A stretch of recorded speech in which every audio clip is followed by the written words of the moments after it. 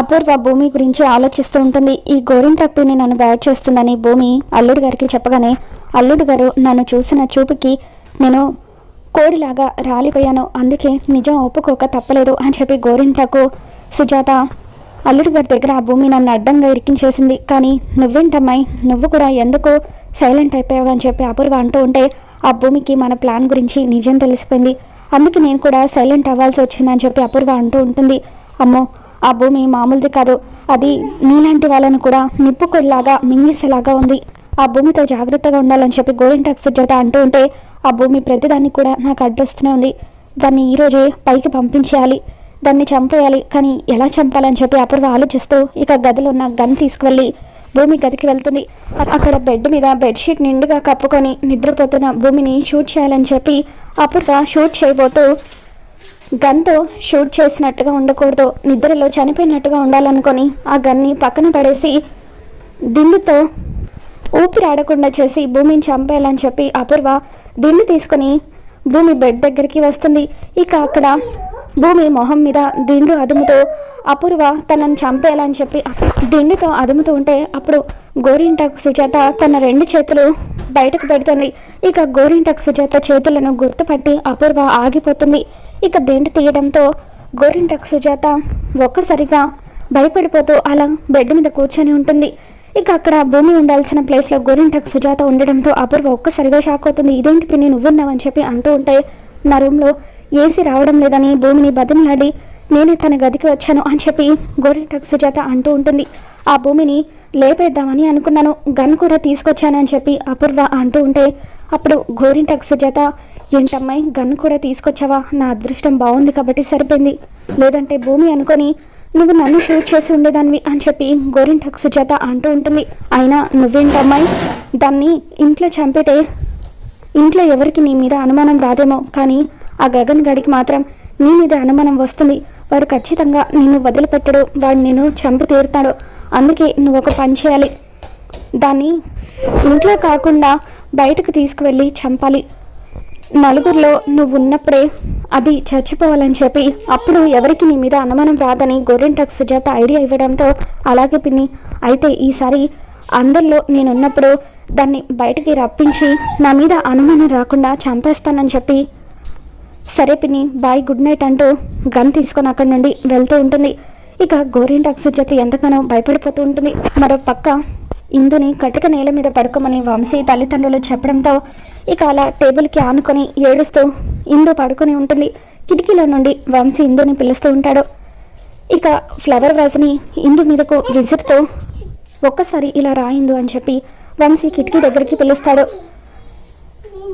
1 నిమిషం ఉండిందు అంటూ ఇక రూమ్లో ఉన్న కీస్ని ఇందు చేతికి ఇస్తూ, మా నాన్న కంగారులో నా రూమ్కి వేసిన తాళాన్ని ఇక్కడే వదిలేశాడు, రూమ్ లాక్ ఓపెన్ చేయని చెప్పి వంశీ ఆ కీని ఇందు చేతికి ఇస్తాడు. ఇక ఇందు లాక్ ఓపెన్ చేసిన తర్వాత వంశీ, చిన్నప్పటి నుండి నువ్వు కింద పడుకొని ఉండవు, ఇదంతా నా వల్లే కదా, నేను ఇప్పుడు నీ కంటికి చేతకాని భర్తలాగా కనిపిస్తున్నాను కదా, నన్ను క్షమించని చెప్పి వంశీ అంటూ ఉంటే, లేదండి ఇందులో మీ తప్పే ఉంది, మా వాళ్ళు డబ్బులు ఇవ్వకుండా మోసం చేశారు కాబట్టి అత్తయ్య మావయ్య అలా ప్రవర్తిస్తున్నారు, మనం కూడా వాళ్ళు దూరంగా ఉండమని చెప్పినా కూడా దగ్గర అయ్యి వాళ్ళని మోసం చేశాము, ఇక మీదట అలా వద్దండి, మనం ఇద్దరం వేరువేరుగానే ఉందామని చెప్పి ఇందు అంటూ ఉంటుంది.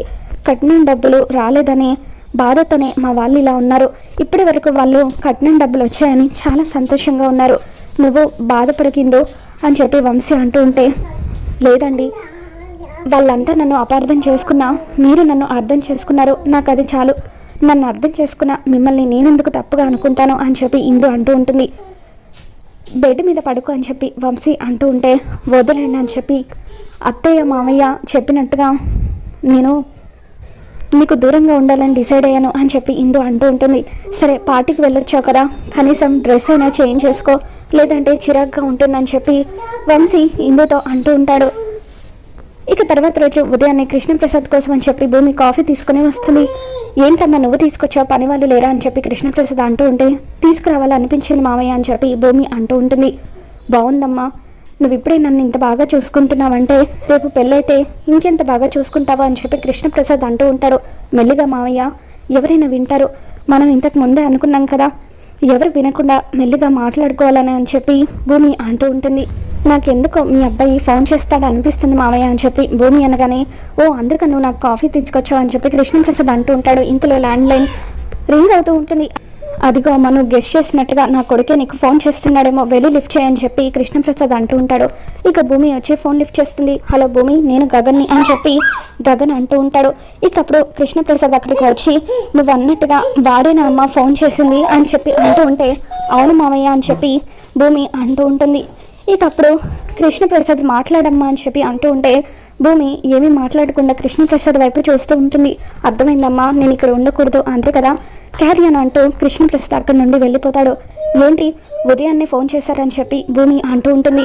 దాంతో గగన్ చేయకూడదా అని చెప్పి అంటూ ఉంటాడు. మన మాటలకు కలయికకు అర్థం ప్రేమే అని చెప్పి గగన్ అంటూ ఉంటాడు. దాంతో భూమి గగన్ మాటలకు సిగ్గుపడుతూ ఉంటుంది. మీరు ఇటువంటివి చెప్పి నన్ను చాలా ఇబ్బంది పెడుతున్నారు అని చెప్పి భూమి అంటూ ఉంటుంది.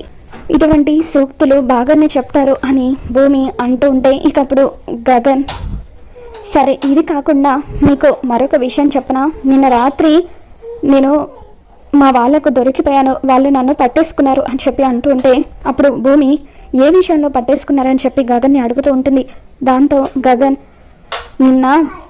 నేను నిన్ను ప్రేమిస్తున్నానన్న విషయం మా అమ్మ మా చెల్లి తెలుసుకున్నారు, నువ్వు కూడా నన్ను ప్రేమిస్తున్నావని వాళ్ళతో నేను చెప్పేశాను అని గగన్ అంటూ ఉంటాడు. దాంతో భూమి, నేను మీతో ఆ విషయం చెప్పానా అని అంటూ ఉంటే నీ చేతల్లో తెలుస్తుంది కదా అని చెప్పి గగన్ అంటూ ఉంటాడు. ఎలాగో నువ్వు నన్ను ప్రేమిస్తున్నావని కన్ఫర్మ్ అయిపోయింది, మా అమ్మకు కూడా తెలిసింది కాబట్టి తను నీ నోటితో నిజం చెప్పేస్తుంది అని చెప్పి గగన్ అంటూ ఉంటాడు. భూమి సిగ్గుపడుతూ ఫోన్ మాట్లాడుతూ ఉంటే నక్షత్ర భూమిని చూసి ఇదెవరితో ఫోన్లో మాట్లాడుతుంది, కొంప తీసి బావతోనా అని చెప్పి గగన్కి ఫోన్ చేస్తూ ఉంటే గగన్ ఫోన్ ఎంగేజ్ వస్తూ ఉంటుంది. ఇక గగన్ నక్షత్ర ఫోన్ కట్ చేస్తూ భూమితో మాట్లాడుతూ ఉంటాడు. ఇక నక్షత్ర కన్ఫర్మ్గా ఇది బావతోనే మాట్లాడుతుంది అని చెప్పి అనుకుంటూ ఉంటుంది. భూమి ఆ పని మాత్రం చెయ్యొద్దు, శారద ఆంటీ చేత అడిగించొద్దు అంటూ భూమి ఫోన్ పెట్టేస్తుంది. దాంతో గగన్ అసలు ఈ భూమిని ఎలా అర్థం చేసుకోవాలో తెలియడం లేదు. ఒకసారి అవునంటుంది, ఒకసారి కాదన్నట్టుగా బిహేవ్ చేస్తుంది, ఏంటో అని చెప్పి గగన్ ఆలోచిస్తూ ఉంటాడు. ఇక నక్షత్ర భూమితో ఎవరితోనే అంత సిగ్గుపడుతూ మాట్లాడుతున్నావు అని చెప్పి అంటూ ఉంటే నీ మొగుడుతో అని చెప్పి భూమి అంటూ ఉంటుంది. మా బావతో మాట్లాడుతున్నావా, నీకు ఎంత ధైర్యం అని చెప్పి నక్షత్ర అంటూ ఉంటే, సరే నీకు కాబోయే మొగుడు అనుకోకపోతే నాకు కాబోయే మొగుడు అనుకో, అయినా ఆయన ఏమైనా నీకు కాబోయే భర్త అని నీతో చెప్పారా, నువ్వెందుకు అంతలా ఫీల్ అయిపోతున్నావని చెప్పి భూమి నాకు ఇష్టమైన వాళ్ళతో మాట్లాడతాను, అడగడానికి నువ్వెవరు అంటూ నక్షత్రకు షాక్ ఇచ్చి అక్కడి నుండి వెళ్ళిపోతుంది. తర్వాత నక్షత్ర గగన్కి ఫోన్ చేస్తుంది. నువ్వు దాంతోనే మాట్లాడుతున్నావు కదా అని అంటూ ఉంటే ఎవరితో అని గగన్ అంటాడు, అదే ఆ భూమితో. ఇప్పటి వరకు అది నీతో సిగ్గుపడుతూ మాట్లాడుతుంది కదా, ఏం మాట్లాడిందని చెప్పి నక్షత్ర అడుగుతూ ఉంటుంది. దాంతో గగన్, ఏంటి భూమి ఇప్పటి వరకు సిగ్గుపడుతూ మాట్లాడిందా అని చెప్పి ఎంతో హ్యాపీగా ఫీల్ అవుతూ ఉంటాడు. అలా భూమి తనని ప్రేమిస్తుందని గగన్ కన్ఫర్మ్ చేసుకుంటాడు. మరి ఈ వీడియో మీకు నచ్చినట్లయితే తప్పకుండా లైక్ చేయండి.